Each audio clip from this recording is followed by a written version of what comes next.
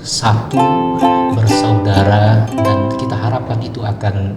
Assalamualaikum warahmatullahi wabarakatuh. Saya Kali Jaga Muda. Nah, di sini senang sekali ya pada kesempatan kali ini di pagi hari yang cerah ini kami bisa bersamai Kali Jaga Muda semuanya, teman-teman semuanya dalam agenda podcast yang diselenggarakan oleh Laboratorium FITK UIN Sunan Kalijaga Yogyakarta. Nah, alhamdulillah sekali pada kesempatan yang berbahagia ini saya Asni ditemani dengan dua narasumber yang luar biasa. Yang pertama ada Bapak Dr. Agung Setiawan MPDI. Selamat datang Bapak. Selamat datang Kak Asni. Ya, gimana kabarnya hari ini? Alhamdulillah luar biasa. Luar Kak biasa. Asni sendiri bagaimana kabarnya? Alhamdulillah baik sekali. Nah, yang kedua adalah narasumber kita yaitu Pak Heru Sulistia MPD. Selamat datang Bapak. Ya, terima kasih Kak Asni. Gimana kabarnya hari ini? Alhamdulillah sehat luar biasa seperti Pak Agung ini ya. Wah, luar biasa, kelihatan sudah sarapan semuanya ya ini ya. Pasti, jangan lupa sarapan. Iya. Tagline-nya jangan lupa sarapan. Ya, jangan lupa sarapan ya di tengah kondisi cuaca yang kurang baik ini banyak sekali ya. Mungkin teman-teman juga merasakan ada yang flu, ada yang batuk, maka jangan lupa menjaga kondisi dengan apa ya kira-kira ya tipsnya Pak ya? Minum air putih yang banyak ya, minum air putih yang banyak, kemudian jaga pola makan yang sehat. Pak Heru rajin berolahraga. Oh gitu, rajin berolahraga. Pak Eko. Oh iya. Harus sumber sebelumnya gitu ya Iya Kak Asni. betul. Ya teman-teman, ini ada beberapa tadi yang sudah di apa ya dijelaskan ya di podcast yang sebelumnya tadi berkaitan dengan PLP. Nah, hari ini kita akan bahas dua tema yang tidak kalah seru ya, dan tentunya masih berkaitan dengan PLP dan hal-hal yang perlu diperhatikan. Mungkin seolah-olah ini tidak begitu berkaitan, tapi ternyata kok berkaitan gitu ya. Penting untuk kita pahami bersama. Nah, yang dua tema ini akan kita bahas. Yang pertama adalah tentang moderasi beragama. Nanti kita akan bincang-bincang seru ya dengan Pak Agung. Kemudian yang kedua tentang sekilas tentang PLP. Nah, mungkin teman-teman sudah mendengarkan di podcast yang sebelumnya. Tadi sudah dijelaskan oleh Pak Adi selaku Kepala Laboratorium ya. Nanti ada hal-hal yang akan dikuatkan oleh narasumber kita yang sekarang ini, yaitu dengan Pak Heru. Nanti kita akan bincang-bincang apa saja sih kira-kira tahapannya, kemudian apa yang harus dipersiapkan teman-teman dalam mengikuti program ini, begitu ya. Mungkin saya perkenalkan dulu dua narasumber kita yang luar biasa ini. Yang pertama adalah Bapak Dr. Agung Setiawan MPDI. Beliau adalah kalau di Laboratorium FITK, beliau menjabat sebagai Ketua Bidang Diklat, Kepala Laboratorium Madrasah dan Sekolah gitu ya. Kebetulan kemarin habis ada telah mengikuti TOT ya, Training of Trainer berkaitan dengan penguatan moderasi beragama. Nah, ini sangat relevan sekali ya teman-teman ya dengan pembahasan kita dan dengan tentunya beberapa training dan acara-acara yang berkaitan dengan itu telah beliau ikuti di tahun sebelumnya ya. Nah, tentunya kita ingin nih beliau bisa berbagi ilmunya dengan kita hari ini. Dan kemudian Pak Heru Sulistia MPD ini, beliau adalah Sekretaris Laboratorium FITK UIN Sunan Kalijaga. Nah, yang selama ini mendampingi Pak Adi tentunya beliau ini ya, yang berkaitan dengan persuratan atau mungkin hal-hal teknis PLP. Nanti teman-teman juga bisa menghubungi Pak Heru ini, akan banyak hal yang bisa didapatkan dan tentunya ada pedomannya ya di setiap PLP atau kegiatan laboratorium itu sudah ada buku paduannya.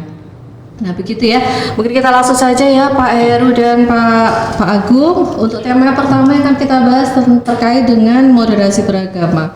Nah kita sering mendengar ya Pak Agung ya, bahkan di setiap pembahasan atau mungkin teman-teman ketika di bangku kuliah atau bersama dosen maupun mahasiswa teman-teman yang lainnya sering sekali membahas tentang moderasi beragama atau bahkan di berita ya Pak ya.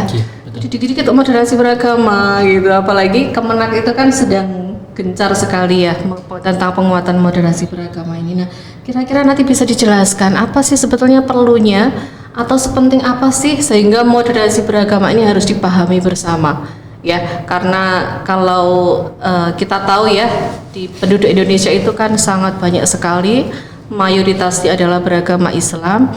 Nah ini kita harus pahami ya, jangan-jangan nanti kita hanya fokusnya pada masalah konflik-konflik yang terjadi di daerah lain, tapi kita sendiri nggak ngerti caranya, gimana cara mengamalkan moderasi beragama itu sendiri. Nah, bisa dijelaskan Pak Agung? Silakan. Baik, terima kasih.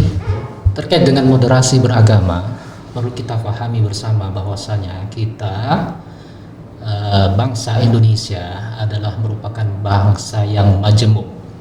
Kemajemukan Indonesia ditandai dengan beragam ras, suku, bahasa, yang itu semua adalah merupakan kekayaan yang kita miliki. Dan alhamdulillah bangsa Indonesia dengan kemajemukannya itu telah membuktikan mampu walaupun berbeda-beda masih tetap utuh, satu, bersaudara, dan kita harapkan itu akan berlangsung untuk seterusnya. Baik, terkait dengan moderasi beragama, kita perlu waspada dan antisipasi dengan yang namanya disintegrasi.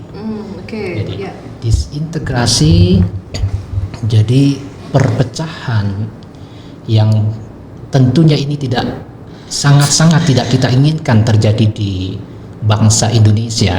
Ya. Nah, ini perlu kita waspadai, antisipasi dengan melakukan suatu terobosan-terobosan, salah satunya adalah penguatan moderasi beragama. Kenapa moderasi beragama?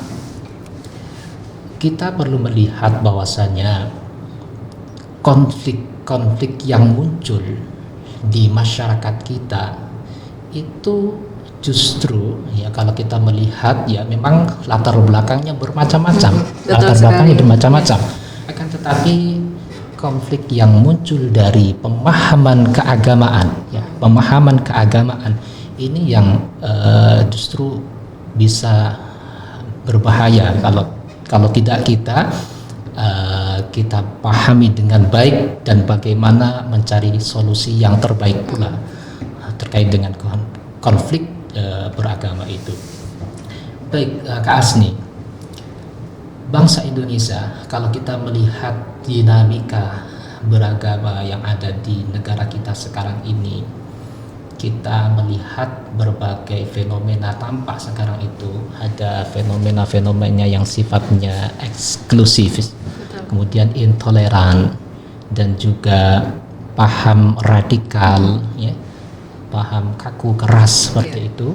Kemudian juga adanya narasi-narasi yang sering sekali digaungkan, yakni narasi kesetiaan antara agama dengan kesetiaan terhadap bangsa.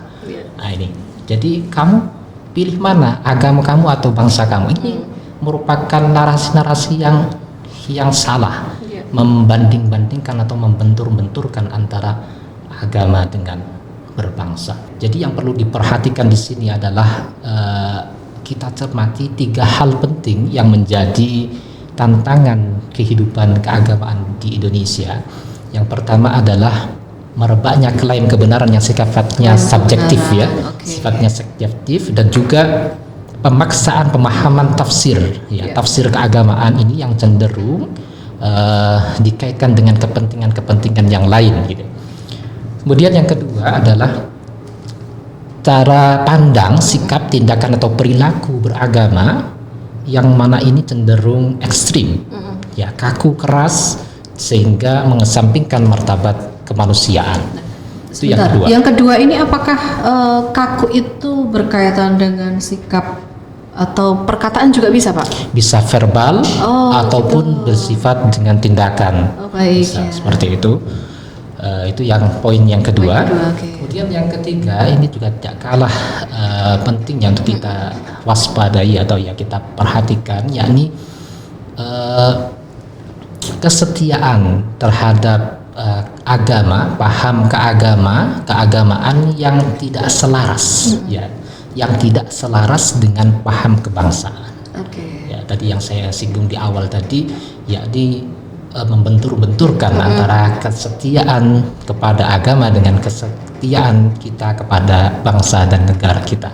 Jadi harus milih, itu yang membingungkan itu ya, Pak, ya. Iya. Seolah-olah dua hal itu tidak bisa berjalan bersama-sama gitu ya. Ya, padahal itu adalah sesuatu yang tidak perlu Tidak perlu dibenturkan gitu ya. benturkan. Betul. Ini yang narasi ini yang seringkali digaungkan oleh pihak-pihak yang memang tidak bertanggung jawab untuk mencoba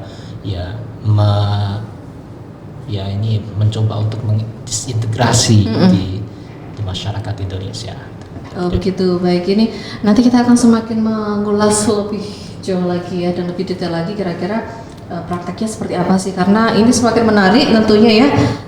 Karena kalau tadi saya perhatikan dari apa yang disampaikan oleh Pak Agung tadi, ternyata pentingnya moderasi beragama ini karena fenomena yang terjadi begitu ya Pak ya, fenomena orang-orang yang beragama yang sampai saat ini ternyata ada banyak hal yang perlu dibenahi seperti itu ya. Nah, masih lanjut nih Pak, kita tadi belum melihat secara jelas sebetulnya moderasi beragama itu apa sih gitu. Nah, coba bisa dijelaskan Pak Agung. Iya, baik. Moderasi beragama ini merupakan istilah yang sering kali sampai apal mungkin Pak. Kita dengar ya. Sampai apal. Akhir-akhir ini sering kita dengar. Apa sih sebenarnya moderasi beragama itu? Moderasi beragama, bukan moderasi agama, beda. Ya. Jadi moderasi beragama beda dengan moderasi agama. Misalkan pakaian dengan berpakaian beda. Ya. Tamu dengan bertamu beda. Tamu orang yang berkunjung. Ya. Bertamu cara bagaimana kita berkunjung. Betul. Agama adalah merupakan keyakinan yang itu masing-masing pemeluk agama pasti mempunyai keyakinan bahwasanya agama yang dipeluknya adalah merupakan sesuatu yang benar gitu ya. Tetapi kalau beragama adalah merupakan cara pandang. Ya, cara pandang, pola pikir kita, sikap kita, tindakan atau perilaku kita dalam beragama. Ya. Sehingga moderasi beragama itu kalau kita melihat dari perspektif untuk yang sisi etimologinya dulu. Betul. Etimologi sebenarnya moderasi itu diambil dari bahasa Latin moderatio yang artinya sedang. Jadi tidak lebih dan juga tidak kurang. Tidak kurang. Ya, Oke, tidak sedengan lebih dan gitu juga ya. tidak kurang. Betul. Moderasi itu juga merupakan kata sifat turunan dari moderation yang artinya tidak berlebih-lebihan. Gitu. Kalau dalam bahasa Arab sering diistilahkan dengan istilah wasat atau wasatiyah, paham tengah-tengah gitu ya. Karena kalau kelebihan juga nggak enak ya Pak ya. Jadi kalau kita minum khairul umur awsatuha. betul Sebaik-baiknya sekali. perkara adalah Mungkin lebih analoginya nih Pak, kalau kita lagi Pak Agung suka teh atau kopi nih? saya sebetulnya Tidak suka dua-duanya. Suka dua-duanya. Ternyata kalau kita perhatikan ya, minum kopi atau minum teh kalau kebanyakan gula itu juga nggak enak ya Pak ya. Betul. Rasanya enek gitu ya. Jadi harus porsinya pas. Porsinya pas, betul. Masing-masing punya porsi pas tentunya ya. Nah, oke, bisa dilanjutkan Bapak. Itulah moderasi, ya kata moderasi. Jadi bersifat wasat, tengah-tengah. Ada yang istilah i'tidal, jadi adil dan juga tawazun, berimbang. Nah, kalau kata moderasi dikaitkan, disambungkan dengan beragama, ini menunjukkan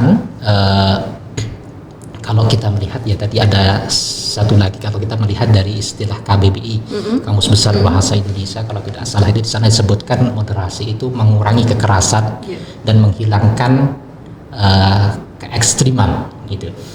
Jadi paham moderasi beragama adalah paham yang merujuk pada pengurangan kekerasan, ya, menghindari keekstriman dalam cara pandang kita, sikap kita, perilaku dan tindakan kita dalam beragama. Gitu ya. Sehingga ketika kita beragama itu kita akan bersikap toleran, bersikap cenderung ramah, ya, dialogis, kemudian ya adil dan seterusnya, toleran tentunya. Berarti toleran itu bagian dari sikap moderasi beragama Moderasi gitu beragama. ya. Nah, lebih lanjut lagi mungkin ya. Tadi baru saya melihat disinggung sedikit tentang ada toleransi, ada dialogis dan lain sebagainya. Nah, apakah itu menjadi indikator yang bisa kita lihat ketika seseorang itu sudah moderat dalam beragama atau bagaimana Pak? Atau ada indikator lain mungkin? Baik. Terkait dengan indikator yang menunjukkan seseorang itu telah memiliki sikap moderat dalam beragama, moderasi beragama itu bukan merupakan sesuatu yang abstrak yang tidak bisa kita ukur, tetapi moderasi beragama itu adalah merupakan sesuatu yang bisa kita lihat ya melalui beberapa kriteria. Ada 4 kriteria penting untuk yang menjadi indikator moderasi beragama. Yang pertama adalah kesetiaan berbangsa. Baik. Sebentar. Ini istilahnya sebenarnya hampir sama, cuma biar tidak ini komitmen kebangsaan. Komitmen Lebih kebangsaan. tepatnya adalah komitmen kebangsaan. Ya. Komitmen kebangsaan ini, Kak Asni, jadi kita hidup di Indonesia sebagai tanah air kita, ya negara kita tercinta. Tentunya kita sebagai warga bangsa yang baik, ya mentaati segala apa yang ada di dalamnya, ya peraturan-peraturan, asas dan seterusnya, ya yang termaktub dalam Undang-Undang Dasar 1945 dan juga asas kita yang kita sepakati bersama, yakni asas Pancasila. Itu komitmen kebangsaan yang menunjukkan salah satu indikator dari moderasi beragama.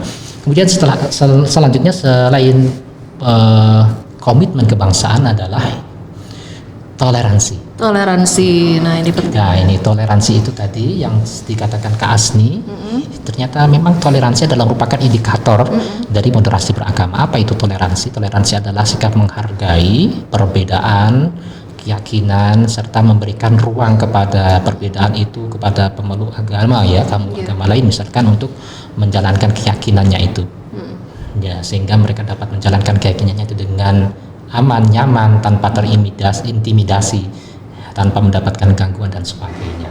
Itu toleransi. Kalau di dalam agama kita kan dalam Islam itu kan salah satu dasar dalam toleransi adalah di surat Al-Mumtahanah itu, ya. La a'udzubillahi minasyaitonir rajim. La yanhakumullahu 'anil ladzina lam yuqatilukum fid dini wa lam yukhrijukum min diyarikum an tabarruhum wa tuqsitu ilaihim innallaha yuhibbul muqsitin. La yanhakumullah. Jadi Allah itu tidak melarang, tidak mencegah, tidak melarang kalian, 'anil ladzina, kepada orang-orang, lam yuqatilukum fid din, tidak memerangi dalam masalah keagamaan, wa lam yukhrijukum min diyarikum, tidak mengusir dari kampung halaman, mengusir, ya.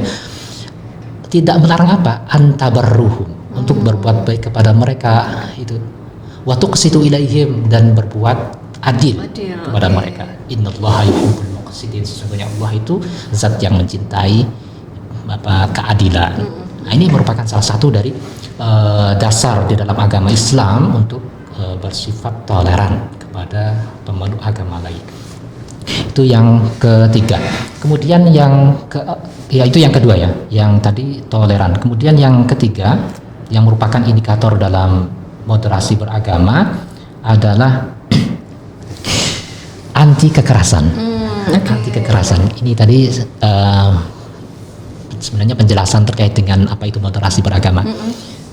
Anti kekerasan, jadi ya tidak keras, ya tidak semena-mena, ya itu merupakan kata dasar dalam moderasi.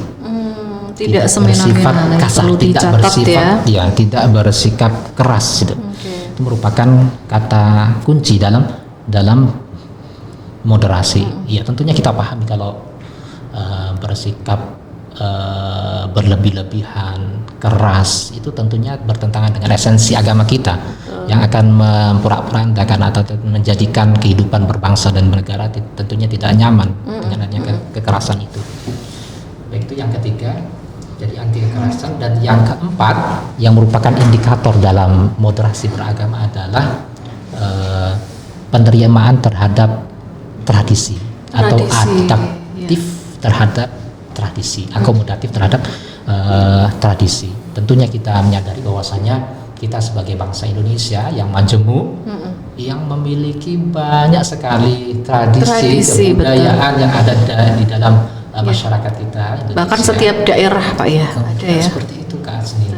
Nah, tradisi-tradisi itu perlu kita akomodasi selama budaya atau tradisi itu tidak bertentangan dengan esensi agama, maka perlu untuk kita lestarikan, kita lestarikan tradisi-tradisi, karena itu adalah merupakan kekayaan yang kita miliki, kekayaan bangsa Indonesia yang kita miliki.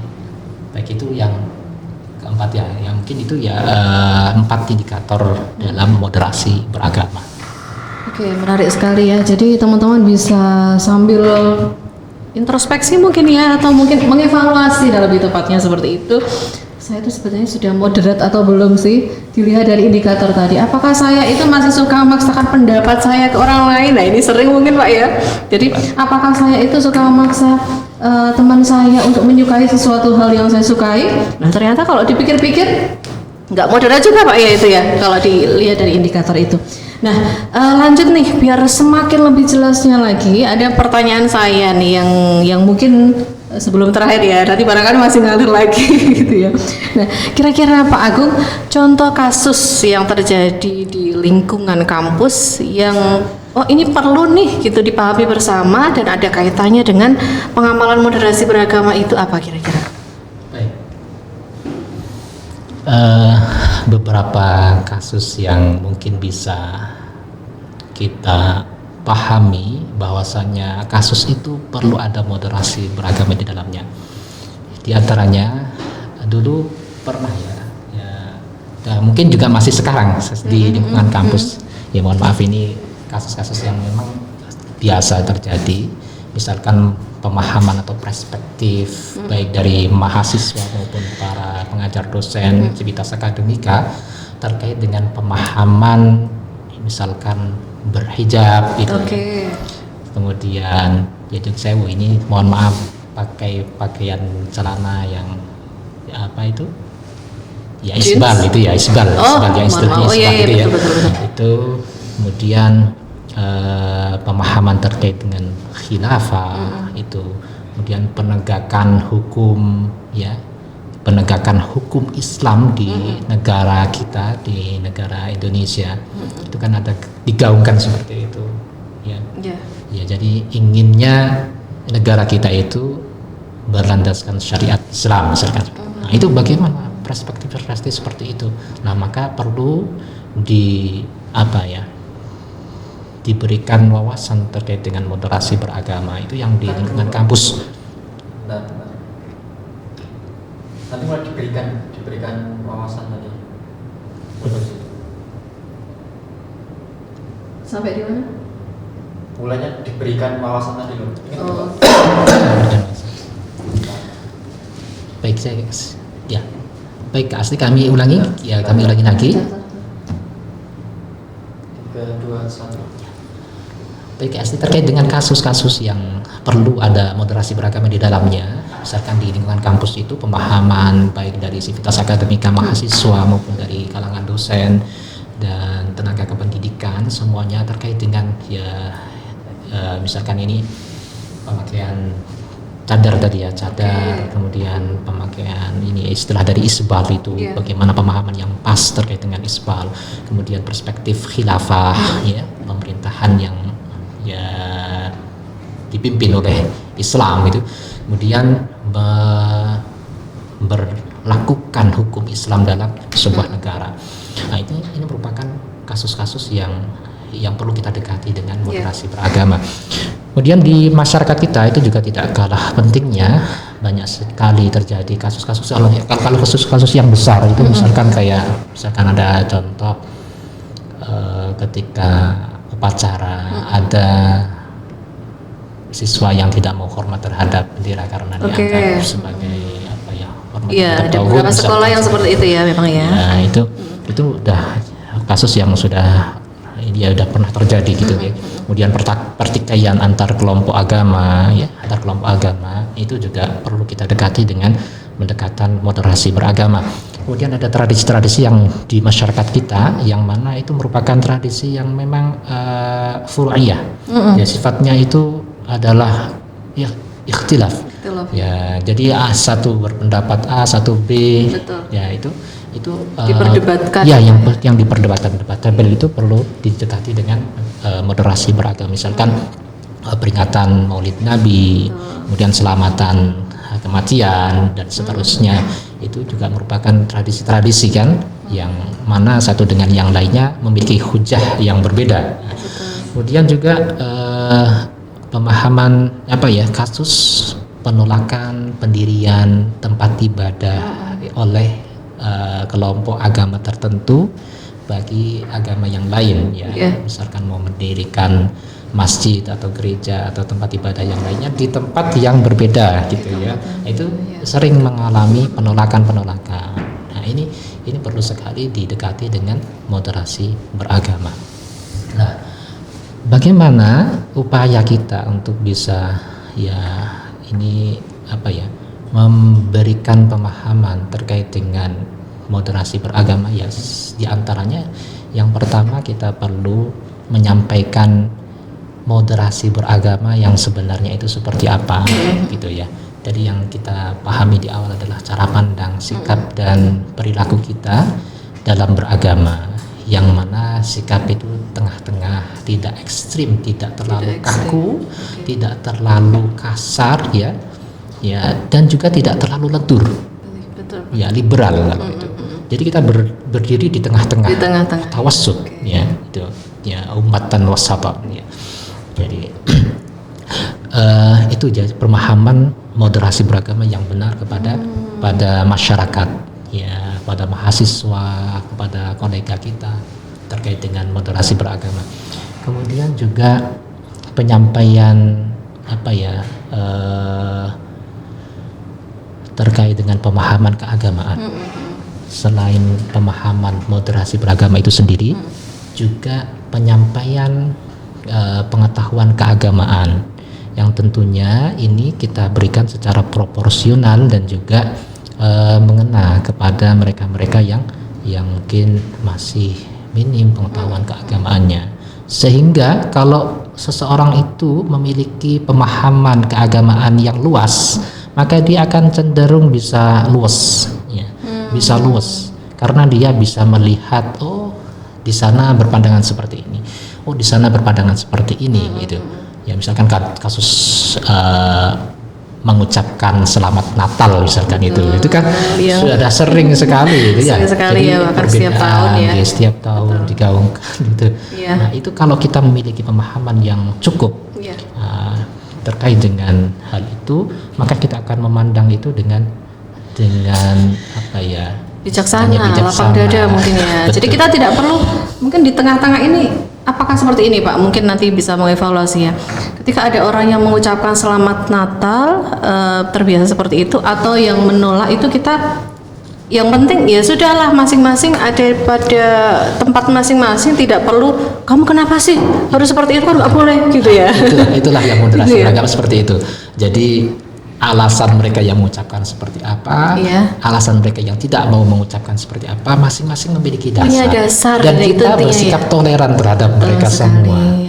Iya, karena memang mereka masing-masing itu memiliki dalil yang dipegang. Mungkin kalau di lingkup pembelajaran nih diskusi bolehlah ya, tanya dasarnya apa sih gitu.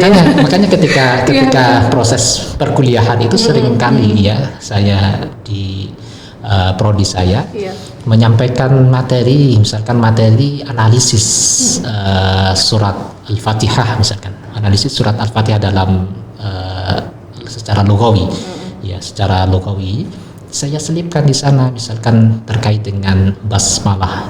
Terjadi perbedaan pendapat terkait basmalah, apakah merupakan bagian dari Fatihah atau tidak, sehingga nanti sampai pada baca ketika sholat, ya dibaca atau tidak, dibaca secara jahar atau secara sir, itu saya sampaikan kepada mahasiswa, sehingga mereka ketika di masyarakatnya melihat di suatu masjid, salah satu masjid ini kok nggak pakai basmalah. Jadi Ini kok tujuannya pakai. nggak kagetan ya. Nah, ternyata Jadi, ini juga salah jangan satunya. gumunan. Jangan gumunan, jangan kagetan, dan jangan gampang protes gitu ya.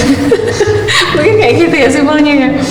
Ya, jadi kalau bisa saya simpulkan dari penjelasan tadi ya Pak Agung tadi sudah sangat detail sekali menjelaskan tentang apa itu moderasi beragama, kemudian pengamalannya. Ternyata moderasi beragama itu tidak selalu melulu berkaitan dengan antar agama ya Pak ya. Ya. Justru konflik yang terjadi itu malah justru antar umat yang seagama sendiri kan Bisa. kan agak-agak ironi juga ya Iya, Pak ya. yang terkait dengan apa furu'iyah Nah itu istilah. yang sering sekali ya. Jadi nggak ada kelarnya kalau debat itu. Boleh ya kalau misal dalam lingkup akademisi saling berargumen itu malah penting.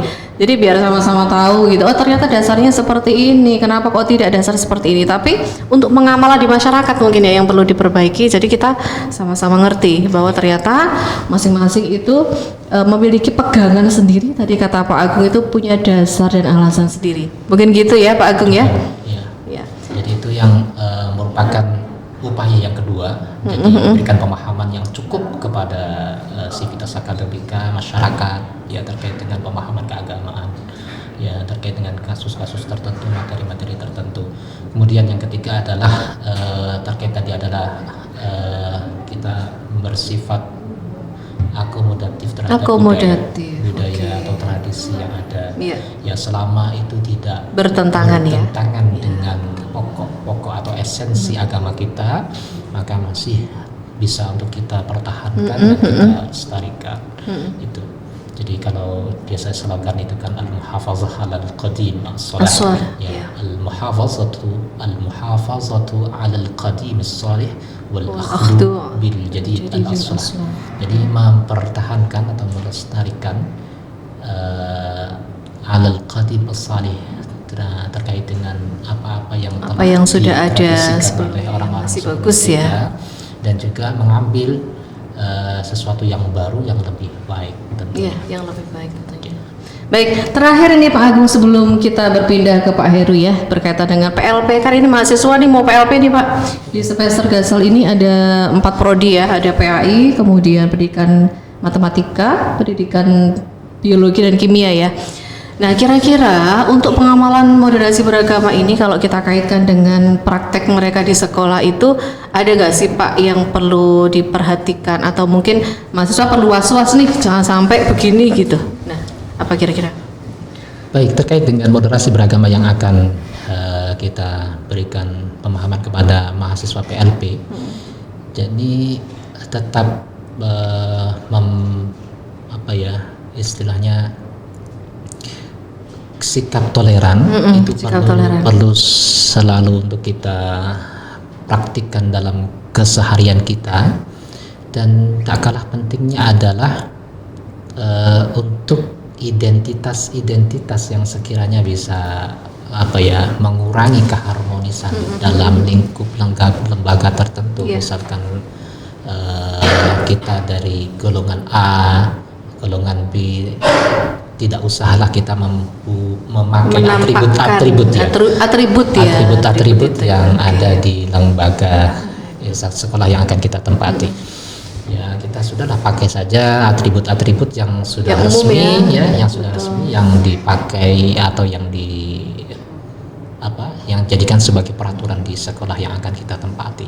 Itu demi untuk menjaga keharmonisan ketika kita bergaul dengan stakeholder yang ada di lingkungan sekolah nantinya.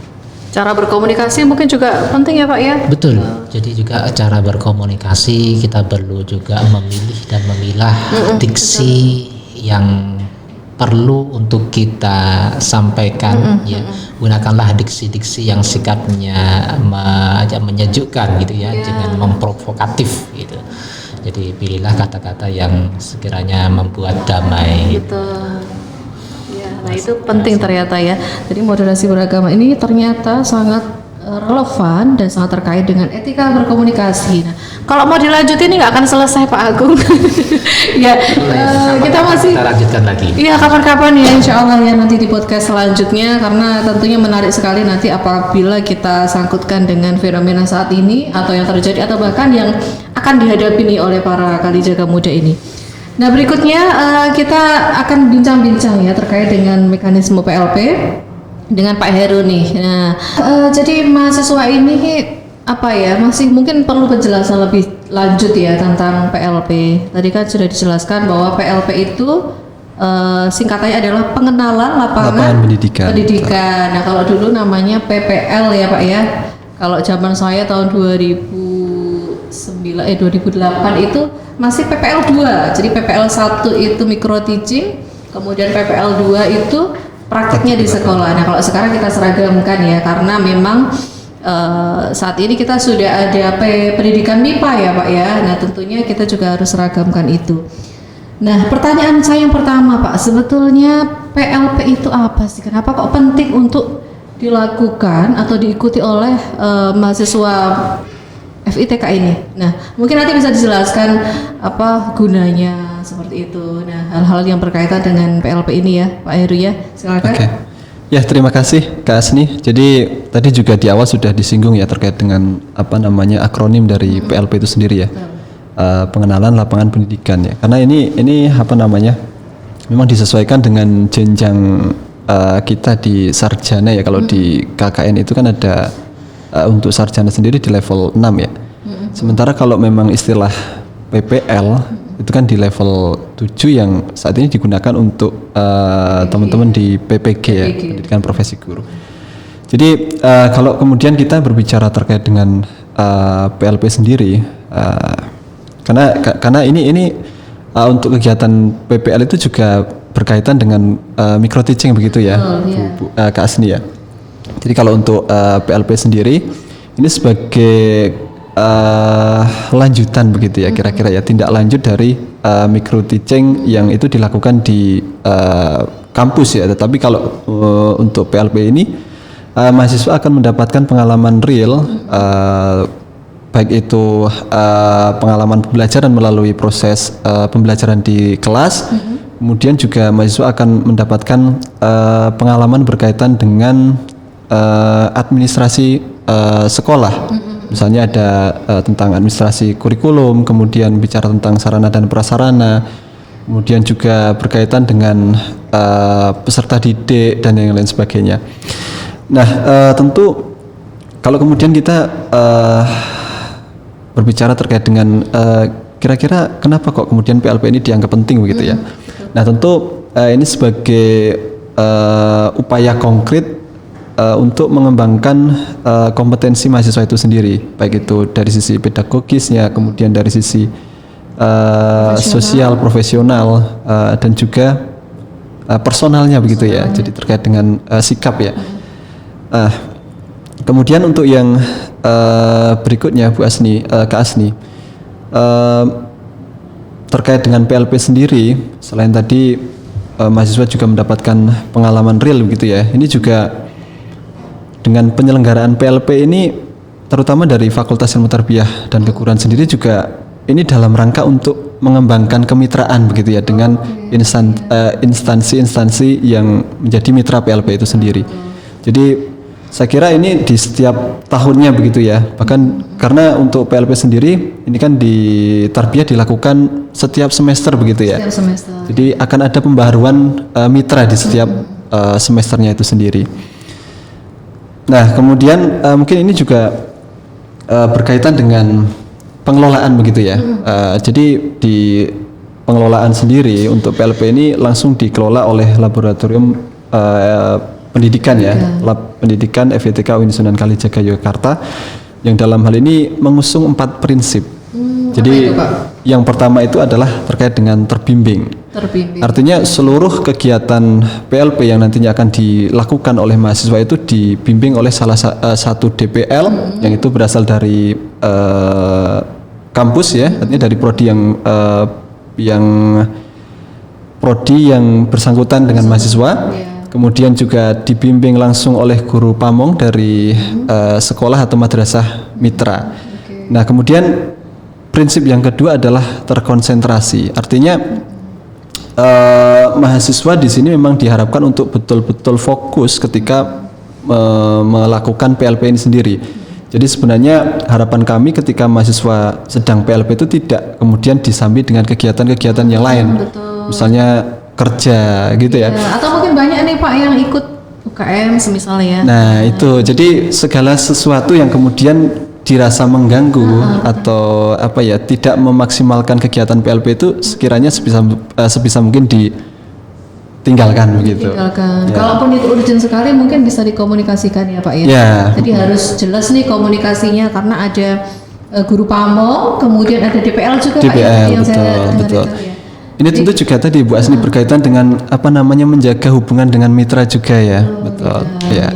Jadi kalau misal nih ada yang urgent, ada undangan yang betul-betul tidak bisa ditinggalkan atau barangkali kemungkinan bisa ikut gitu ya. Nanti sifatnya perizinan Pak ya. Iya, nggak perizinan, asal, betul. Bapak Ibu saya nggak bisa nih gitu. Kalau ternyata tidak mengizinkan, maka tentunya mahasiswa juga tetap harus mengikuti Betul, ya. tetap harus mengikuti keputusan dari sekolah. Betul sekali. Nah, ini penting sekali ya karena memang waktu itu sempat ada yang miskomunikasi tentang ini ya. Oke, kemudian tadi kalau saya menyimpulkan ada beberapa yang terlibat tadi ya Pak ya. Iya. Kira-kira bisa dijelaskan nggak Pak siapa saja nih yang terlibat dalam kegiatan ini? Oke, kalau terkait dengan pihak-pihak begitu ya, pihak-pihak yang kemudian terlibat dalam pengelolaan PLP ini sendiri. Jadi memang kami bisa membagi begitu ya, mengelompokkan menjadi 3 begitu ya. Yang pertama ini pengelola begitu ya. Kalau pengelola, kemudian yang kedua pembimbing, dan yang ketiga mahasiswa itu sendiri. Jadi kalau pengelola di sini tentu yang bertindak sebagai pengelola itu adalah tim laboratorium pendidikan FITK UIN Sunan Kalijaga Yogyakarta di bawah pimpinan Bapak Dr. Adi Setiawan begitu ya. Nah, kemudian kalau pembimbing ini memang berasal dari dua instansi begitu ya, saya katakan begitu ya. Satu yang berasal dari kampus, kemudian yang kedua dari lembaga mitra. Jadi kalau dari kampus itu ada namanya dosen pembimbing lapangan atau DPL. Jadi ini juga ketugasannya membimbing mahasiswa mulai dari pra PLP sampai dengan pasca PLP, nanti terkait dengan pembuatan laporan dan lain sebagainya. Kemudian kalau dari sekolah itu ada kepala sekolah atau kepala madrasahnya, kemudian ada guru pamong dan ada satu koordinator guru pamong. Betul. Yang ini mengkoordinasi para guru pamong. Guru pamongnya ya. Kalau yang berhubungan langsung dengan mahasiswa kan guru pamong ya, yang mendampingi istilahnya seperti ya. itu. Nah, ada lagi satu dosen yang masuk STIA itu apa Pak namanya Pak?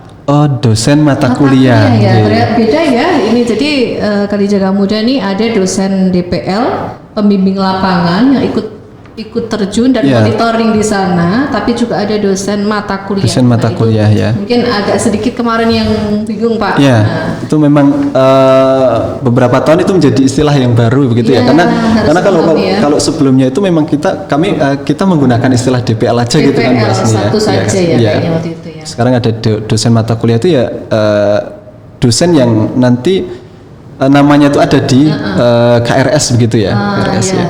Oke. Baik, kemudian Pak ini berkaitan dengan PLP ini, kira-kira tahapan kegiatan ini apa saja ya? Barangkali nanti bisa ditampilkan juga ya di sini timeline-nya nanti biar agak lebih jelas. Oke, Kak Asni. Jadi memang bisa kami bagi juga ya. Jadi ini hobinya bagi-bagi gitu. bagi-bagi kerjaan bukan jabatan. Jadi terkait dengan tahapan PLP ini sendiri, ini bisa kita kelompokkan menjadi 4 tahapan ya. Yang pertama itu berkaitan dengan persiapan, kemudian yang kedua ada pembekalan, kemudian yang ketiga pelaksanaan, dan yang keempat itu ada namanya evaluasi. Jadi kalau boleh kami sampaikan sedikit begitu ya Kak Asni ya. Terkait dengan persiapan ini memang lebih banyak dilakukan oleh tim laboratorium pendidikan begitu ya, mulai dari mendata mahasiswa, kemudian melakukan survei lokasi. Jadi merencanakan lokasi, mensurvei sampai dengan menetapkan lokasi begitu ya. Kemudian terkait dengan kesediaan Pak ya itu ya. Ya, terkait dengan kesediaan. Kemudian plotting kelompok begitu ya, Plotting kelompok. kelompok dalam PLP dan juga menentukan DPL. gitu, DPL ke dalam kelompok itu. Oke Kak Asni, jadi terkait dengan tahapan yang berikutnya ya tadi setelah persiapan yang saya katakan ini memang lebih banyak dilakukan oleh tim lab sendiri begitu ya. Itu adalah terkait dengan pembekalan yang kedua. Jadi pembekalan ini memang berisi tentang penyampaian materi-materi kepada calon mahasiswa yang akan Jadi pembekalan ini akan diberikan kepada mahasiswa yang akan melaksanakan PLP itu sendiri. Nah, dalam pembekalan ini memang ada beberapa materi nantinya yang tentu ini salah satunya adalah melalui podcast ini barangkali ya. Betul, Nanti betul. podcast ini akan kemudian akan diberikan kepada mahasiswa yang di dalamnya juga ada informasi terkait dengan mekanisme, kemudian tadi juga di awal ada etika terkait dengan PLP itu sendiri. Kemudian tadi dengan Pak Agung juga berkaitan dengan moderasi beragama. Kemudian yang lain juga masih ada terkait dengan kurikulum merdeka. Kemudian juga ada pengantar teaching skill begitu. Jadi ini tentu juga akan sangat bermanfaat bagi mahasiswa nantinya begitu. Kemudian untuk tahapan yang ketiga ini berkaitan dengan pelaksanaan. Jadi pelaksanaan ini sendiri juga ada tiga rangkaian begitu ya kira-kira. Jadi yang pertama itu in training 1, kemudian on training, dan yang ketiga adalah in training kedua. Jadi in training yang pertama ini sebenarnya mulai dari pembekalan ini. Kemudian nanti untuk on training ini mahasiswa ketika sudah mulai diterjunkan ke instansi mitra, mereka akan melakukan praktik pembelajaran yang sebelumnya sebenarnya mereka diharuskan untuk melakukan observasi terlebih dahulu, didampingi dengan guru pamong tentunya dan DPL. Kemudian setelah on training ada lagi yaitu adalah in training kedua. Jadi setelah mahasiswa itu selesai melakukan PLP di lembaga mitra, itu mahasiswa diwajibkan begitu ya kira-kira ya untuk menyusun sebuah laporan perjalanan kegiatan PLP yang telah mereka lakukan begitu. Nah, terkait dengan bagaimana cara menyusun laporan ini sebenarnya sudah secara jelas begitu ya. Itu diinformasikan dalam buku panduan buku panduan PLP tahun 2024 yang nanti tentu ini akan dibagikan kepada seluruh mahasiswa praktikan PLP. Oke Kak, jadi untuk tahapan yang terakhir dari rangkaian tadi ya, rangkaian PLP adalah evaluasi. Jadi ada beberapa aspek yang menjadi inti dari evaluasi PLP ini sendiri begitu ya. Jadi yang pertama ada orientasi, itu nanti adalah penilaian terhadap pembekalan begitu ya. Jadi terkait dengan pemahaman materi-materi selama pembekalan itu seperti apa, itu nanti akan dievaluasi. Kemudian yang kedua adalah evaluasi terhadap persiapan praktik pembelajaran. Itu nanti dilihat dari dokumen-dokumen RPP begitu ya, atau modul ajar begitu kalau sekarang. Kemudian yang kedua pelaksanaan pembelajaran. Jadi mahasiswa nantinya akan mendapatkan kesempatan itu minimal 4 kali praktik mengajar di lembaga mitra. Kemudian yang berikutnya ada lagi evaluasi terhadap kompetensi personal dan sosial, di mana kalau untuk personal itu dilakukan oleh DPL mulai dari sebelum PLP itu dilaksanakan sampai dengan setelah dilaksanakan, dan yang berikutnya evaluasi terhadap kompetensi sosial itu akan dilakukan oleh guru pamong. Dan yang terakhir adalah ujian dan laporan PLP. Jadi karena tadi saya sampaikan ada satu kewajiban lain begitu ya, mahasiswa harus menyusun laporan perjalanan PLP itu sendiri. Nah itu nanti akan portofolio ya. Betul, portofolio.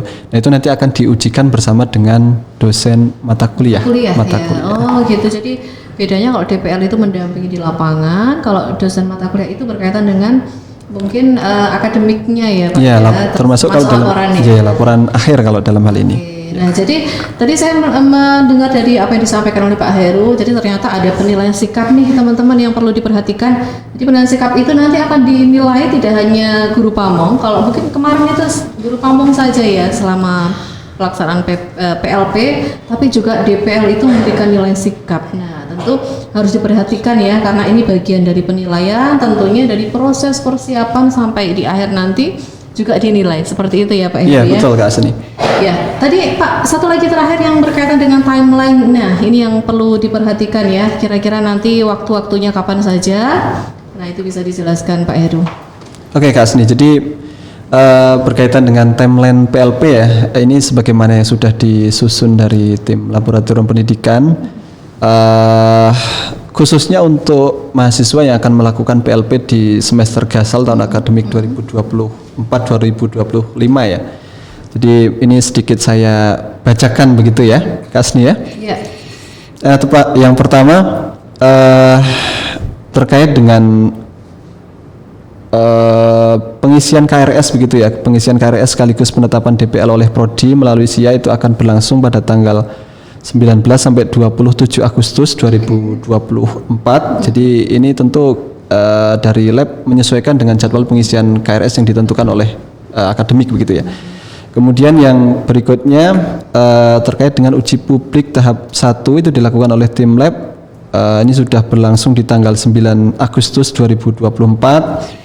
Kemudian uji publik tahap 2, ini tim lab dengan para Kaprodi dan Sekprodi ini juga sudah berlangsung di tanggal 14 Agustus. Kemudian ada lagi nanti konsinyering dengan para DPL, itu akan berlangsung di tanggal 15 Agustus 2024. Kemudian tadi terkait dengan in-training ya, in-training yang ada 2 tadi. Jadi untuk in-training pertama, ini berupa pembekalan mahasiswa itu akan berlangsung di tanggal 26 Agustus 2024. Jadi saya kira nanti untuk in-training ini mahasiswa akan diberikan materi yang berasal dari podcast ini. Ya, oh gitu, oke. Kemudian untuk yang berikutnya ini pembekalan khusus ketua kelompok. Jadi dari masing-masing kelompok itu nanti akan ada satu wakil begitu ya, yang akan diberikan pembekalan secara khusus. Jadi pembekalan lanjutan begitu. Ya, oleh lab ya. Oleh lab, oleh tim lab. Kemudian untuk yang berikutnya on training ini mulai dari penyerahan sampai nanti penarikan ya saya kira ya. Jadi untuk penyerahan mahasiswa ke lokasi itu kisaran tanggal 9 sampai dengan 11 September 2024. Kemudian untuk pelaksanaannya mulai mahasiswa itu diterjunkan begitu ya, sampai dengan tanggal 25 Oktober 2024. Jadi waktunya itu ya durasinya di sekolah dari 9 September sampai dengan 25 Oktober. Kemudian berikutnya juga nanti ada monitoring dari DPL Kak Asni. Jadi monitoring dari DPL itu akan dilakukan dalam rentang tanggal 8 sampai 10 Oktober 2024. Jadi DPL dalam hal ini ada satu kali kesempatan untuk melakukan monitoring. Sekaligus evaluasi perjalanannya kegiatan. Ya. Nah untuk yang berikutnya untuk in-training kedua terkait dengan pemenuhan tagihan laporan ya. Ini di tanggal 25 Oktober 2024 dan di tanggal 13 Desember 2024. Kemudian yang terakhir untuk ujian laporan itu nanti menyesuaikan dengan jadwal di sistem informasi akademik yang ditetapkan oleh pihak akademik tentunya. Oh gitu ya. Mungkin seperti itu Kak Asni untuk timelinenya. Sangat lengkap sekali ini yang disampaikan oleh Pak Heru. Tentunya teman-teman semuanya bisa melihat di buku panduan ya. Buku panduan nanti akan dibagikan, dan kalau misal ada hal-hal yang masih bingung Kak, di sana sudah tertulis jelas. Atau kalau perlu ditanyakan boleh nih mampir di lantai 4 ya. Di sana ada kami ya di sana, nanti bisa langsung tanya-tanya secara langsung atau bisa melalui DPL juga bisa. Nah seperti itu ya Pak Heru dan Pak Agung, mohon maaf sekali ini waktunya sangat terbatas sekali. Mungkin saya pengen nih ada satu pesan dari masing-masing narasumber kita ini biar Kadi Jaga Muda ini semakin semangat melaksanakan PPL-nya. Dari Pak Agung barangkali. Baik Kak Asni, terkait dengan moderasi beragama. Jadi penting sekali kita memahami moderasi beragama itu. Jadi yang dimoderasikan adalah beragamanya, bukan agama. Beragamanya ya. Jadi cara pandang kita, sikap kita, perilaku kita dalam beragama. Sehingga ketika kita beragama kita akan bersikap toleran tentunya. Gitu. Terus tak kalah pentingnya adalah waspada dan antisipasi terkait dengan disintegrasi di bangsa kita. Ini salah satu upaya yang dapat kita lakukan adalah menguatkan moderasi beragama. sehingga kita akan senantiasa bisa hidup rukun, bersaudara sesama kita, sehingga NKRI akan tetap utuh, karena slogan yang kita gaungkan adalah NKRI harga mati. Harga mati. Ya, luar biasa sekali ya. Tentu hidup rukun itu menambah rasa damai dan ketenangan di hidup kita sendiri ya Pak Agung ya. Tentunya. Nah, kembalinya ke kita sendiri sebetulnya. Jadi kita bersikap moderat dalam beragama. Nah, itu karena biar apa? Biar kita sendiri nyaman dan tenang seperti itu.